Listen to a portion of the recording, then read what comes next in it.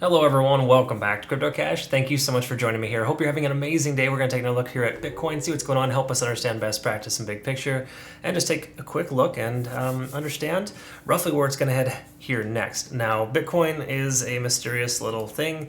It has a tendency of doing what it wants when it wants it, but we do have some patterns we can pick up on here, and I want to kind of highlight that for you here today. So if you're new to the channel, I'm not a financial advisor. I hope you can learn something here today. My goal and my passion is to help you become a better trader.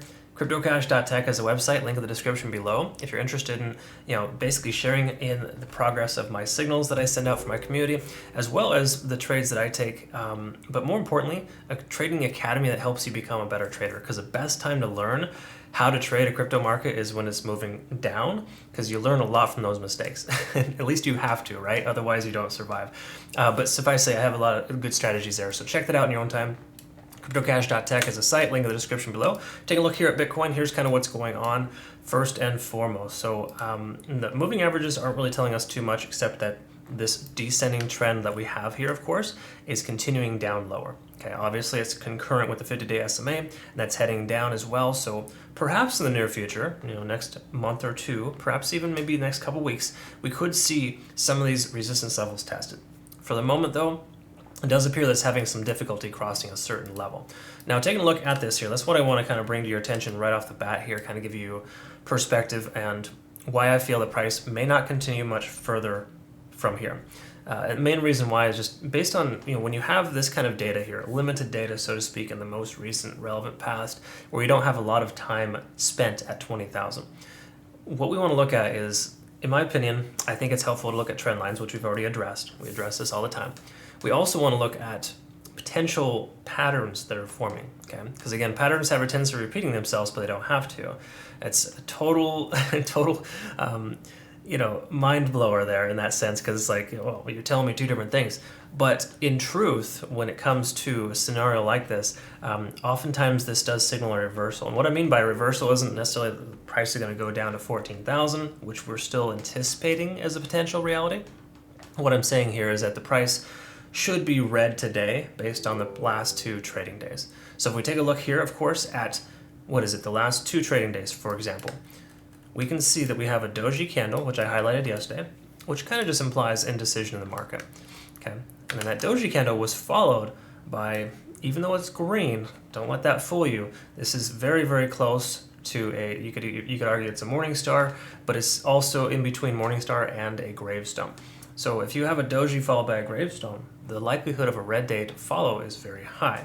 So now granted, what I'm saying here isn't that the price is going to just drop like a rock, but this could be the start of a retest of 20,000, because you can see that 20,000 was retested here just a moment ago, and it held above. But previously it broke straight through. So can we really rely on 20,000 as a support level? It's hard to say. For the moment, it's tentatively holding, but if we test it again, there's a good chance we could see that happen. So just be prepared for that. Be prepared for the price to potentially decrease in value here today based on that sentiment. And what I did too, also to kind of drive this home, is kind of show you some examples of when this has happened before. Again, these are all situations where we see a Doji candle followed by a type of either gravestone, morning star, or something along those lines. Basically, they're the type of Doji candles. Okay, so you can see when that happened there back in April before it inevitably dropped off a cliff. We can also see one here back as well in January before the price action decreased in value. And we can see one here as well. Now granted, you could look, I'm sure, through the entire history of Bitcoin and find just the same amount moving upwards. But the overall sense of the fact here is that these things are signaling a lot of dead cats. In other words, anytime the price comes up and wants to reverse back down, we can see that this is happening more frequent than not. Where the price plateaus for 2 or 3 days at a specific price point, cannot pass that, fills a bunch of Doji candles, and then inevitably drops. Okay, so until we break this downtrend, then we're going to probably experience something very similar. Now again, the odds of that happening becomes lower as we get lower in price. The closer we get to support levels, we've had a lot of volume at this area, and that does help us understand that we're more specifically on the right track. But for the moment, we have to anticipate that, hey, those candles could mean something. So I would expect a red day. It doesn't necessarily have to be a bloody red day, but I would expect the price action to Unless we can close soundly above 21,000, because that does appear to be a pretty strong resistance level. You can kind of see it there. In fact, I think the 4-hour might even be more definitive, where we can kind of see it a little better. So let's see here, right here, yeah, see 21,007 right here. So you can see the price keeps getting rejected by this Fibonacci retracement level at 21,000. Okay, so it's pretty consistent in that sense, holding the price action down. Now, there's no guarantees, of course, it's going to hold, but we're kind of stuck in this little bit of a range here, okay? So again, all good things here for the most part, but generally speaking, until we can break soundly above 21,000, just say a one-day candlestick closure above 21, I don't think we really have any anticipation of the price continuing much higher from here, because it's shaping up to look very similar to past times where the price comes up, cannot pass that level, does not establish higher highs, and continues on its way down. All right, so there is potential for that. Just please be prepared. Just want to kind of throw that out there so you understand what that looks like. All right, so taking a look here at the daily. Let's go ahead and work our way down here from the daily, because we've already looked at the monthly and the weekly. Because the key takeaway here, and you know what, let's go ahead and just throw it out there, because I do want to drive this home really quick. We talked about this in our community chat yesterday. Whereas on the monthly, if we cannot close above this moving average here of the 50, then it's going to be a strong likelihood of the price continuing lower. And the main reason why is because the price has never truly closed below the 50-day simple moving average in Bitcoin's history. It wicked down below for COVID, and of course came very close back about 4 years ago, four and a half years ago, in 2018. So in that sense, we are looking at a situation here where the continuation of the downside seems much higher if we get a closure below that. Okay, and then you can equally also argue the same thing here on the weekly, whereas you see the 200-day set moving average trending around 22,000, and in that sense, we're well below that also. And this is the first time, obviously, as well, that we've seen a weekly candle close below the 200-day simple moving average.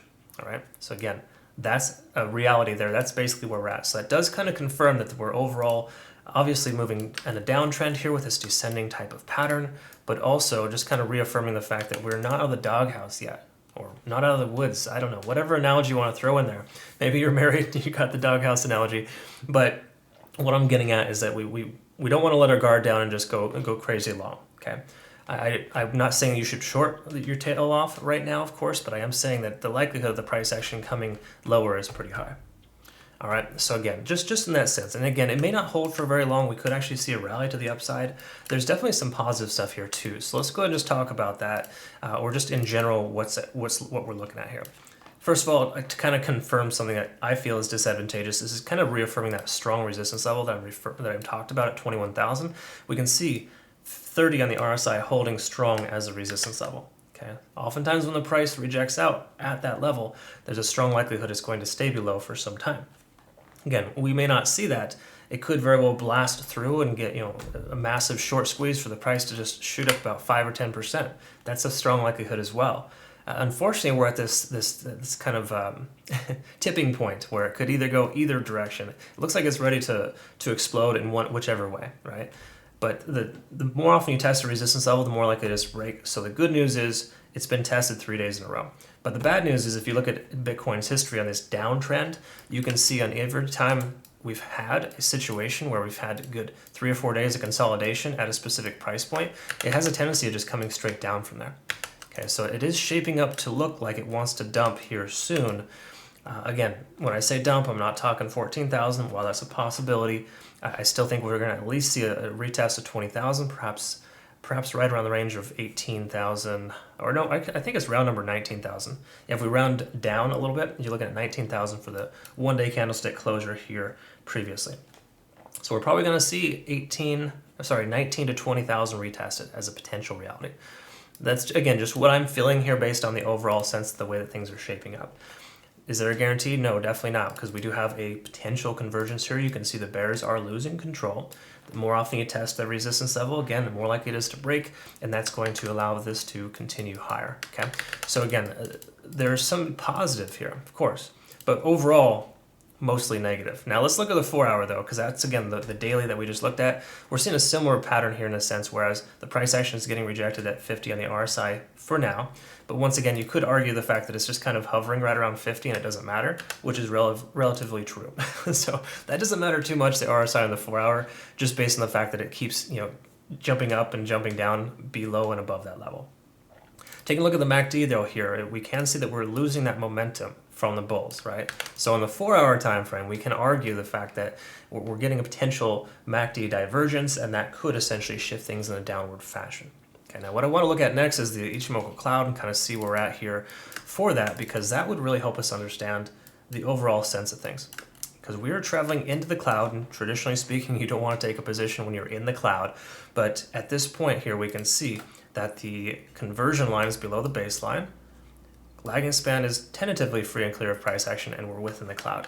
So it's really just giving us conflicting information, letting us know that, hey, we're in the cloud. If we break below here, we might potentially see a short signal happen. So what I would say is if the price continues to digress and we close, just say in the next 2, 3, 4 hours, right in the range of 20,400 or less, then there's a stronger chance the price will continue lower, that MACD divergence come to fruition, and effectively continue to make lower lows and lower highs. Because we are right now, for the moment, making lower highs and lower lows. All right, so again, this does transition to the 4-hour time frame. In fact, did we look at that here? I don't think that we saw this, because on the 4-hour, you could argue that we're making higher highs and higher lows, but we really aren't. This is an even low here, and this high right there was not, well, I guess it was technically higher than the previous, so you could argue that, but I don't think that that's super relevant here in that sense, because we're stuck in a range. Okay, so when we're stuck on a range, until that range is broken, you can expect it to stay. So I would say that we're probably likely going to stay between 20 and 21,700 within the next couple of days.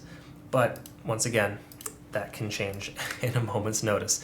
So to me, seeing the cloud kind of being, with the price being inside of the cloud, potentially breaking down below, that to me is a sign we're more likely to move downwards based on everything else we've talked about so far, as well as the fact that, let's see here where we're at with TD sequential. So we came down to a 9, got overexhausted, we're up to a 7 now. So there is a possibility we could see a couple more hours of continuation of the upside before another shift in momentum down. But in truth, we had this overexhausted state here, natural recovery, and the likelihood of it continuing to fulfill that trend is pretty high, considering that there are some profits to be taken from earlier in the week. Okay, so again, we gotta fill this gap, for lack of better terms here, where we had the price action jump up pretty significantly in a couple of days. There's a strong likelihood that profits are going to be taken, and we're going to see somewhere in the range of 19 to 20,000. I think that's a pretty strong likelihood. Again, just kind of feels that way based on, once more, the determining factor for me here is these candlesticks and the patterns that they're showing us here. All right, in most cases, you will see a strong red day followed by 2 or 3 Doji candles. So if today ends up being a Doji candle as well, then that's a significant sign that tomorrow will probably be a reversal. Okay. Again, until we can break above 21,000, we really don't have any confirmation that we're making higher highs, and we're stuck under this resistance level at 30 on the RSI and the daily, as well as a handful of other factors. So at this point, we have more things pointing down than up. Right? That's just generally what you're doing. When you're looking at technical analysis, you're trying to evaluate where the price is going, you're just really building a case on whichever direction you feel it's going to go. Because it's just a matter of odds, really. I mean, it could be a 90% probability it's going to go in one direction. It doesn't. That does happen. But for now, I feel like we're like a 60-40, 70-30. Maybe you're in the range of more likelihood of a downside than upside.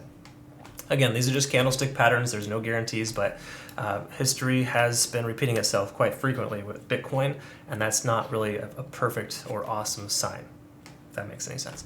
I hope that does make sense, and everything I described to you here so far is palatable, and you can learn and grow, of course. If you want to become a better trader, CryptoCache.tech is a site, link in the description below. I look forward to working with you. We've got a lot of members joining here recently too, which is awesome, mainly because they want to join my academy and make sure they learn as much as they possibly can to prepare themselves for the next bull market. Because again, millionaires are not made on their first bull run. It's the second bull run that they make that money. The main reason why is because they're dollar cost averaging effectively on the way down with the bull market, the bear market rather, which we're in right now. So if you're not dollar cost averaging right now, you're doing it wrong.